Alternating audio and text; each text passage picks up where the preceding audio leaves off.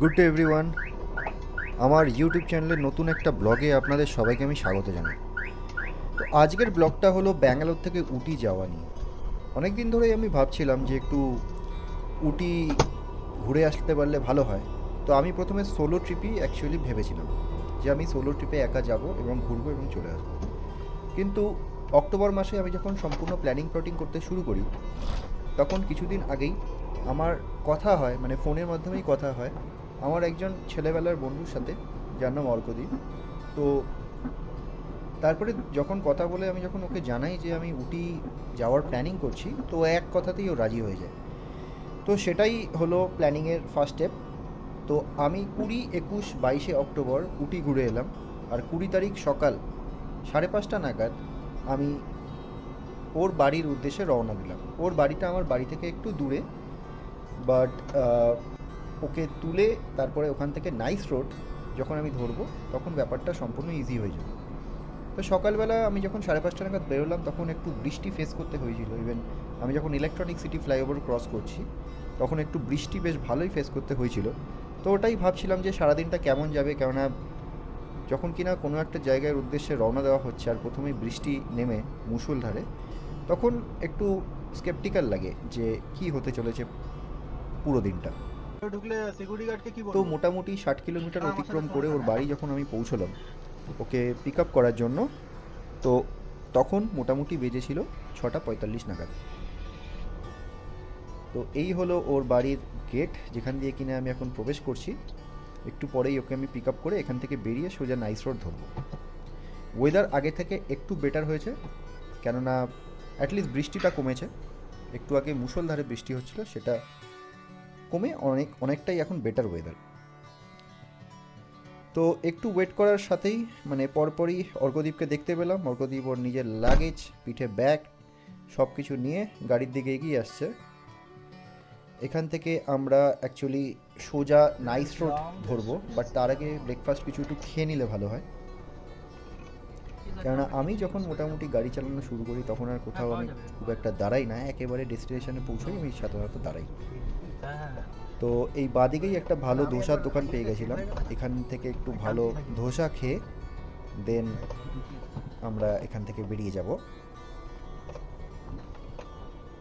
কেন হাইওয়ে একদম কাছেই দেখতে পাচ্ছি, কাছেই দেখতে পাচ্ছি। হ্যাঁ একদমই কাছে, একবার উঠে গেলে আর নামতে পারবি না। না সকাল সকাল যখন একটা ট্রিপ শুরু হয়, আমি ভুলে গেছিলাম এই তখন ব্যাপারটা। কিছুক্ষণ পরেই, মানে 7টা 8টা নাগাদ খুব খিদে পেয়ে যায়। আর এই খিদেটাতে না পেটটা ভরানোটা খুব দরকার, কেননা এটার উপর ডিপেন্ড করে সারা দিনটা আপনার কেমন তোর যাবে। একটা কিউ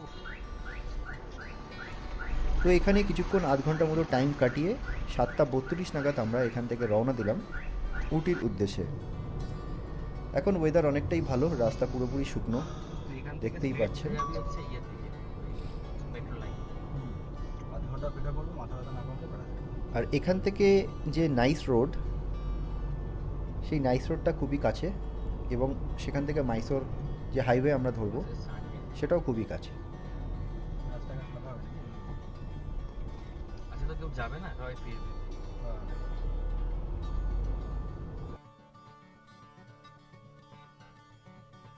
তো ছোট ছোট রাস্তা পেরিয়ে আমরা এখন মোটামুটি বড় রাস্তা ধরে নিয়েছি। এই রাস্তাটা সম্পূর্ণ মাইসোর কানেক্ট করছে। এই মাইসোর এক্সপ্রেস ওয়ের ছবি আমি আগেও দিয়েছি, বা আগেও অনেক ভিডিও আমি আপলোড করেছি। রাস্তাটা খুবই সুন্দর, এখানকার স্পিড লিমিট মোটামুটি 100 কিলোমিটার প্রতি ঘন্টা। ব্যাঙ্গালোর ছেড়ে যখন কিনা বেরিয়ে আসতে শুরু করলাম, তখন অল্প একটু কিছু কিছু জায়গায় বৃষ্টি ফেস করতে হয়েছিল, বাট আই ওয়াজ কনফিডেন্ট কি যখন কিনা ব্যাঙ্গালোর ছেড়ে সম্পূর্ণ বেরিয়ে যাব লাইক মাইসোরের দিকে, তখন অ্যাটলিস্ট ওয়েদার কিন্তু একটু বেটার হয়ে যাবে। কেননা ব্যাঙ্গালোরের ওয়েদারটা সবসময় একটু বৃষ্টিতে ভেজা ভেজা থাকে।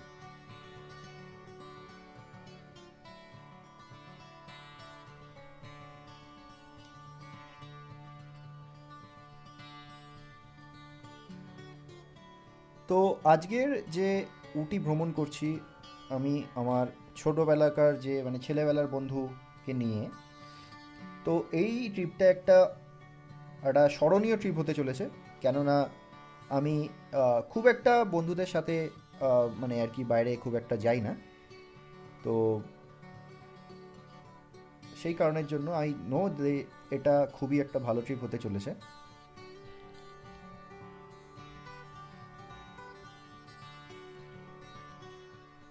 আর আমার গাড়ি চালাতে এতটাই ভালো লাগে, অবশ্যই ভালো রাস্তাতে, যার জন্য কিনা খুবই ভালো লাগছে এখন। আর ওয়েদারটাও একটু একটু বেটার হয়ে, যে আকাশটা আছে একটু ক্লিয়ার হতে শুরু করেছে। এখন বাজে প্রায় 10টা 18 নাগাদ। এখনও আমরা মাইসোর হাইওয়েতে, মাইসোর ঢুকবো বা ঢোকার আগে।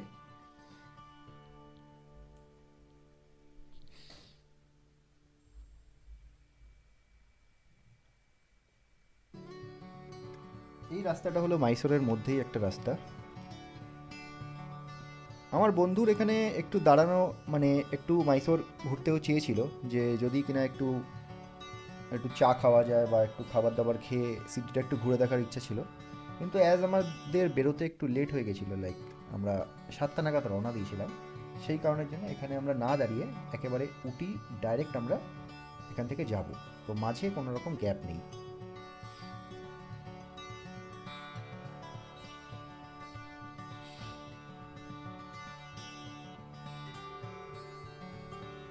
আর এই রাস্তার একটা বিশেষত্ব হলো মাঝে মুদুমালাই ফরেস্ট পড়ে এবং বন্দিপুর টাইগার রিজার্ভও পড়ে।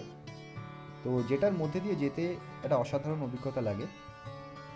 লাস্টবার আমি যখন গেছিলাম তখন আমার গাড়িতে কোনো রকম ড্যাশ ক্যাম লাগানো ছিল না, বাট এইবার আমি কোনো রকম আর চান্স নিইনি।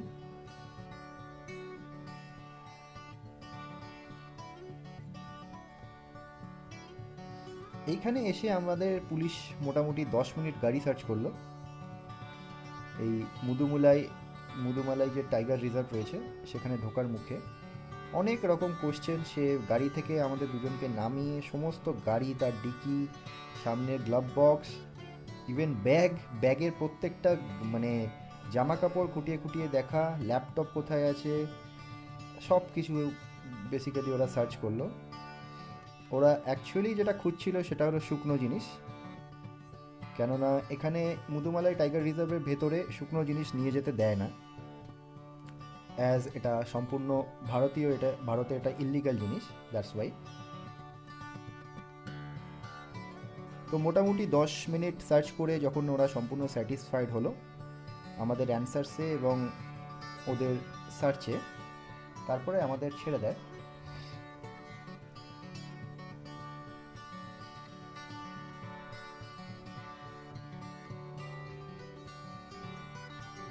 তো এখান থেকে মোটামুটি 10-15 মিনিট পরে আমরা আবার যাত্রা শুরু করলাম এবং এই আমরা ঢুকে গেলাম মুদুমালাই টাইগার ফরেস্টের মধ্যে। মুদুমালাই টাইগার ফরেস্টে একটু মেনটেন করে গাড়ি চালাতে হয়, কেননা প্রচুর বাম্পার রয়েছে আর মোটামুটি 30-এর বেশি গাড়ি চালানো যায় না, এটা হলো এখানকার রুলস।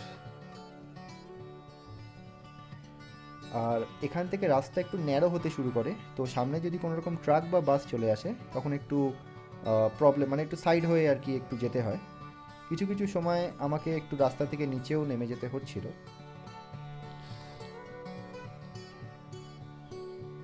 আর এখান থেকে মোটামুটি ভিউ কিন্তু অসাধারণ লাগে। আর উটি যেই জায়গাটা, উটিতে অক্টোবরের সময় ওয়েদার কিন্তু অসাধারণ থাকে। এই উটি বা নীলগিরি পাহাড় হলো ভারতের দক্ষিণে অবস্থিত। এটা একটা জনপ্রিয় পাহাড়ি শহর যেটা কিনা প্রকৃতির সৌন্দর্য আর শান্তিপূর্ণ পরিবেশের জন্য বিখ্যাত। আর এটা দক্ষিণ ভারতের তামিলনাড়ু রাজ্যে অবস্থিত এবং নীলগিরি পাহাড়ে যে পর্বতমালা রয়েছে সেটার একটা গুরুত্বপূর্ণ পার্ট। আর এই ছোট শহরটা অনেকটা দার্জিলিংয়ের সাথে সিমিলারিটি রয়েছে। এই শহরটা মাসিনাগুড়ি, গুন্ডলুর আর হেলিক্সের মতো পাহাড়ি অঞ্চলগুলোর সাথে সংযুক্ত। আর সি লেভেল থেকে মোটামুটি 2240 মিটার উচ্চতায় এই শহরটা পৃথিবীর একটা অসাধারণ জায়গা। আর এখানে প্রচুর হেয়ারপিন বেন্ডস রয়েছে, এক্স্যাক্ট নাম্বারটা আমি ভুলে গেছি, বাট আপনার যদি গাড়ি চালাতে ভালো লাগে আপনার এই জায়গাটার যে রোডগুলো আছে এটা দিয়ে উঠতে আপনার দারুণ লাগবে। আর উটির যে ইতিহাস অনেকটাই ব্রিটিশ শাসনকালের সাথে যুক্ত। 1830-এর দশকে ব্রিটিশরাই উটিকে একটা গ্রীষ্মকালীন রিসোর্ট হিসেবে বেসিক্যালি ব্যবহার করত। আর এটা তাদের গরমের শহর থেকে পালানোর একটা স্থান ছিল। এখনও এখানে ব্রিটিশ শাসনের স্মৃতিস্বরূপ প্রচুর জিনিস সংরক্ষিত রয়েছে। বিশেষত স্থানীয় চার্চ, প্রাচীন বাড়ি এবং সরকারি ভবনগুলো দেখলেই বোঝা যায় যে এখানে ব্রিটিশ শাসনের একটা টাচ রয়েছে। ব্যাঙ্গালোর থেকে উটি পৌঁছাতে মোটামুটি 6-7 ঘন্টা মতো লাগে NH-44 ধরে, দেন মাসিনাগুড়ি যে রোড আছে সেটা ধরে। কেউ যদি ট্রেনে আসে তাহলে মেট্টুপালায়াম স্টেশনে এসে নীলগিরি মাউন্টেন রেলওয়ে নিয়ে উটি পৌঁছানো যায়। আর কেউ যদি বাসে যেতে চায় KSRTC কিংবা ব্যক্তিগত বাস সার্ভিসের মাধ্যমে ব্যাঙ্গালোর থেকে উটি আপনি যেতেই পারেন। রাস্তা এখানকার অসাধারণ, মানে অ্যাটলিস্ট কোয়ালিটি দারুণ। অক্টোবর মাসে উটির যে মানে ক্লাইমেট আবহাওয়া যেটা আছে সেটা মোটামুটি 15 ডিগ্রি থেকে 20 ডিগ্রি সেলসিয়াসের মধ্যে ঘোরাফেরা করে। তাই বাইরে আপনি যখন চলাফেরা করবেন, বাইরে রোদ থাকলেও এখানকার ওয়েদার বা আবহাওয়াটা কিন্তু একেবারে ঠান্ডা এবং উপভোগ করার মতো। আর এই ব্যাঙ্গালোর থেকে আপনি যখন গাড়ি নিয়ে যখন কিনা উটি যাবেন, এটা দুটো রুট দিয়ে যাওয়া যায়। একটা হলো গুন্ডলুর রুট দিয়ে যাওয়া যায়, আর একটা হলো মাসিনাগুড়ি রোড দিয়ে যাওয়া যায়। এই দুটোর মধ্যে পার্থক্যটা কি, আপনি যদি গুন্ডলুর রোড ধরে যদি যান তাহলে রাস্তাটা একটু ইজি পড়ে, মানে হেয়ারপিন বেন্ড অতটা নেই, একটু রাস্তাটা মোটামুটি খুব একটা মানে দুম করে যে একটু মানে উঁচু হয়ে চলে যাচ্ছে সেরকম মানে নেই, মানে চড়াই উতরাইটা একটু কম। বাট আপনি যদি মাসিনাগুড়ি রোড দিয়ে যদি যান তাহলে কিন্তু একটু আপনাকে স্টিফ যে জিনিসটা আছে সেটা আপনাকে ফেস করতে হবে। আর আমি যাওয়ার সময় মাসিনাগুড়ি রোড দিয়েই গেছিলাম, কারণ এই রোডটা অনেক তাড়াতাড়ি পৌঁছানো যায়। মাসিনাগুড়ি যে রোডের রাস্তাটা একটু কষ্টকর, কারণ পাহাড়ি রাস্তাগুলোতে ঢোকার পর রাস্তা কিছুটা খারাপ হয়ে যায়, অনেকগুলো বাঁক আসে। বাট পুরো সফরটাই ছিল একটা রোমাঞ্চকর ব্যাপার। আর মাসিনাগুড়ি জঙ্গলের মাঝ দিয়ে আপনি যখন যাবেন, চারপাশের যে সবুজ গাছপালা, পাহাড়ি পরিবেশ দেখে মনটা আপনার খুব খুব ভালো হয়ে যাবে।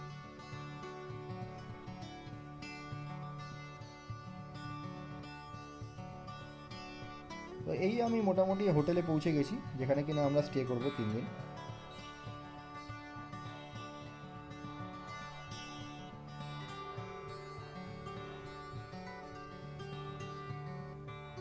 আর উটি শুধুমাত্র এখানকার শীতল আবহাওয়া বা পাহাড়ি সৌন্দর্যের জন্যই বিখ্যাত নয়, কেননা এখানে প্রচুর চা বাগান রয়েছে, ফুলের গার্ডেন রয়েছে, ছোট ছোট ফরেস্ট রয়েছে। হিল স্টেশন হিসেবে এটা দারুণ প্রসিদ্ধ একটা জায়গা। আর এখানে বলিউডের অনেক শুটিংও হয়েছে, লাইক রং দে বাসন্তী 2006 সালে যেটা রিলিজ হয়েছিল সেটারও শুটিং উটিতে হয়েছে। কোই মিল গিয়া 2003 সালে যেটা রিলিজ হয়েছিল সেটারও শুটিং এখানে হয়েছে। সেখানে উটি যে লেকটা আছে, এই যে উটি লেক যেটা কিনা এখন দেখাচ্ছি, এই উটি লেকটাতেই অনেক কিছু শুটিং হয়।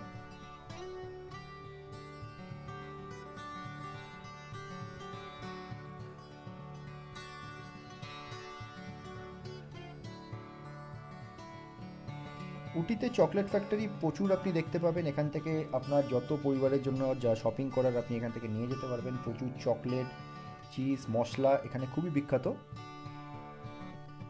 আর প্রচুর চকলেট শপে গিয়ে আপনি দেখতে পাবেন যে পেছনে লাইভ চকলেট তৈরি হচ্ছে, যেটা আপনার দেখতে খুবই ভালো লাগবে। তো প্রথম দিন মোটামুটি এই সাইড যে সিন রয়েছে এই টুকটাক আমরা এনজয় করে আমরা পরের দিন মানে আগামীকাল আমরা পাইকারা ফলস, পাইন ফরেস্ট ওইগুলো আমরা দেখতে বেরিয়ে যাব।